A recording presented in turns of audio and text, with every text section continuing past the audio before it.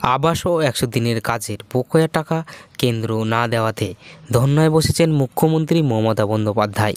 সেই মঞ্চ থেকে সরাসরি কেন্দ্রকে নিশানা করে কি বললেন এবং আবাস ও ১০০ দিনের কাজের টাকা কবে, বিস্তারিত জানাবো এই ভিডিওটির মাধ্যমে। তো জানতে আপনার ভিডিওটি প্রথম থেকে শেষ পর্যন্ত অবশ্যই দেখতে থাকুন এবং আমাদের এই চ্যানেল নতুন হলে চ্যানেলটিকে সাবস্ক্রাইব করে অবশ্যই পাশে থাকবেন এবং বেল নোটিফিকেশন অবশ্যই অল করে রাখবেন পরবর্তী লেটেস্ট আপডেট সবার আগে পাওয়ার জন্য। বকেয়ার দাবিতে রেড রোডে ধর্নায় মুখ্যমন্ত্রী মমতা বন্দ্যোপাধ্যায়। শুক্রবার তৃণমূল নেত্রী সকলকে দায়িত্ব দিয়ে আগামী 13ই ফেব্রুয়ারি পর্যন্ত ধর্না চালানো হবে বলে জানিয়েছেন। এক এক দিন এক এক গণ সংগঠনের দায়িত্ব দেওয়া হয়েছে। এর মধ্যে তৃণমূল যুব কংগ্রেস, তৃণমূল ছাত্র পরিষদ, তৃণমূল মহিলা কংগ্রেস সহ ট্রেড ইউনিয়ন এর ধর্নায় অংশ নেবে। সকাল 10টার মধ্যে ধর্নায় মঞ্চ এসে উপস্থিত হতে বলেছেন তৃণমূল সুপ্রিমো।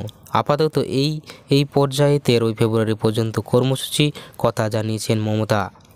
শুক্রবার সেখান থেকেই কেন্দ্রীয় বিজেপি সরকারকে নিশানা করলেন তিনি। মমতা বন্দ্যোপাধ্যায় বলেন, সিএজি রিপোর্ট সব মিথ্যে কথা রয়েছে। রাজ্যের পাওনা আটকে রেখে সিএজি রিপোর্টের কথা বলছে। সব সংস্থা এজেন্সিকে পার্টি অফিস করে তুলেছে। অভিষেকের কাছে এমন সব নথি চেয়েছে এজেন্সি, তখন অভিষেক জন্মায়নি।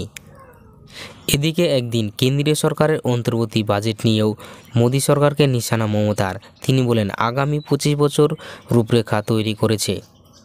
এখন মানুষ কি খাবে? 25 বছর পরে সব করলে 24-এর বাজেট কি লাভ? এদিন তিনি বলেন, কাজ করেও কেন টাকা দেননি? জেলে যাওয়া উচিত। 2 বছর ধরে 100 দিনের কাজের টাকা বন্ধ। গরিবের টাকা লুট করে মানুষের মন জয় করবেন। ভোটের পর গ্যাসের দাম 500 টাকা বাড়বে। রাজ্যের সব টাকা বন্ধ করে দিয়েছে কেন্দ্র। আশাকর্মীদের টাকা দেওয়া বন্ধ করে দিয়েছে। রাজ্য টাকা দিচ্ছে। 2 কোটি চাকরির প্রতিশ্রুতি দিয়েছিল, কিন্তু দেশের বেকারত্ব বেড়েছে 44%।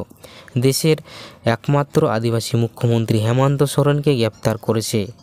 যা ইচ্ছে করছে তাই করছে। দেশের ইতিহাস ভূগোল সব পাল্টে দিচ্ছে। যখন ক্ষমতায় থাকবে না তখন কোথায় যাবে? এত ও দুঃসাহতার ওই দ্বৈত কেন? আগে দেখিনি। এখন বিজেপি বড় বন্ধু হয়ে গিয়েছে সিপিএম কোনো দিন বিজেপির বিরোধিতা করেনি। তো বন্ধুরা, এমনটাই বলেন মুখ্যমন্ত্রী মমতা বন্দ্যোপাধ্যায়। তো আগামী আবাস যোজনা ও 100 দিনের কাজের টাকা বকেয়ার দাবিতে আগামী 13ই ফেব্রুয়ারি পর্যন্ত এই কর্মসূচি চলবে বলে জানান মুখ্যমন্ত্রী মমতা বন্দ্যোপাধ্যায়।